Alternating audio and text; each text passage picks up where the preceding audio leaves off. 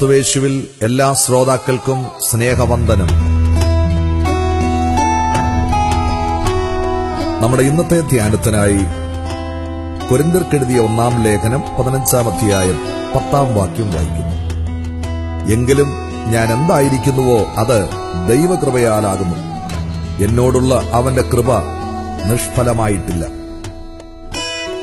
പ്രിയമുള്ളവരെ, ജീവിതയാത്രയിൽ ഔന്നത്യത്തിന്റെ കൊടുമുടികൾ ദൈവകൃപയാൽ കീഴടക്കി മുന്നേറുമ്പോൾ പല സഹോദരങ്ങളും തങ്ങൾ എന്തായിരിക്കുന്നുവോ അത് ദൈവകൃപയാലാകുന്നു എന്നത് മറക്കുകയും തങ്ങളുടെ ബുദ്ധിയുടെയും യുക്തിയുടെയും വിദ്യാഭ്യാസ യോഗ്യതയുടെയും പ്രാഗൽഭ്യം കൊണ്ടാണ് അവിടെ എത്തിയിരിക്കുന്നതെന്ന് വീമ്പടിക്കുകയും ചെയ്യുന്ന സംഭവങ്ങൾ സർവ്വസാധാരണമാണ്. ദൈവത്തോട് കരഞ്ഞു നിലവിളിച്ച് അനുഗ്രഹങ്ങൾ വാരിക്കൂട്ടി ദൈവത്തെ മറക്കുന്ന സഹോദരങ്ങൾക്ക് അപ്പോസ്തലനായ പൗലോസിന്റെ വാക്കുകൾ മാതൃകയാകണം. മറ്റ് അപ്പോസ്തലന്മാരെക്കാൾ ലൗകികമായി വളരെയേറെ ശ്രേഷ്ഠതകൾ ഉണ്ടായിരുന്നിട്ടും അവയൊന്നും തന്റെ കഴിവുകളാണെന്ന് പൗലോസ് അവകാശപ്പെടുന്നില്ല.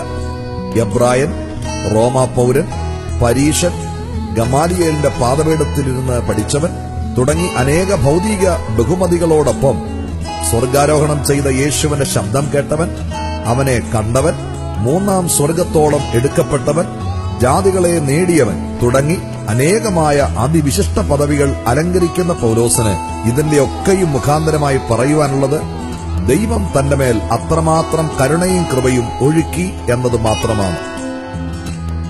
തന്റെ അനുയായികളെ ക്രൂരമായി പീഡിപ്പിച്ച കഴിഞ്ഞകാല പ്രവൃത്തികൾ ഓർക്കാതെ കർത്താവ് തന്റെ മേൽ കൃപ ചൊരിഞ്ഞതുകൊണ്ടാണ് താൻ ഈ പദവികളൊക്കെയും അലങ്കരിക്കുന്നതെന്ന് പൗലോസിന് എപ്പോഴും ബോധ്യമുണ്ടായിരുന്നു.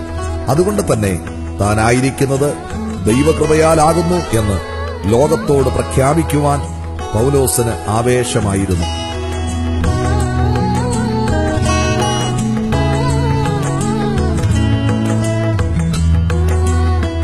ദൈവത്തിന്റെ പൈതലേ, നീ കൈവരിച്ചിരിക്കുന്ന എല്ലാ ലൗകികവും ആത്മീയവുമായ നേട്ടങ്ങളും ദൈവകൃപയാലാകുന്നു എന്ന് ഉറക്കെ പ്രഖ്യാപിക്കുവാൻ നിനക്കിന്നുവരെയും കഴിഞ്ഞിട്ടുണ്ടോ?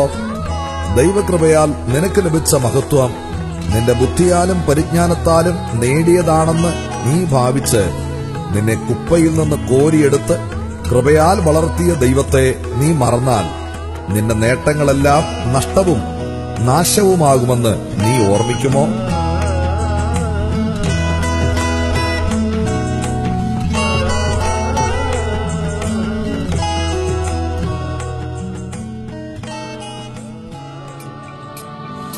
വാഗ്ദത്തങ്ങൾ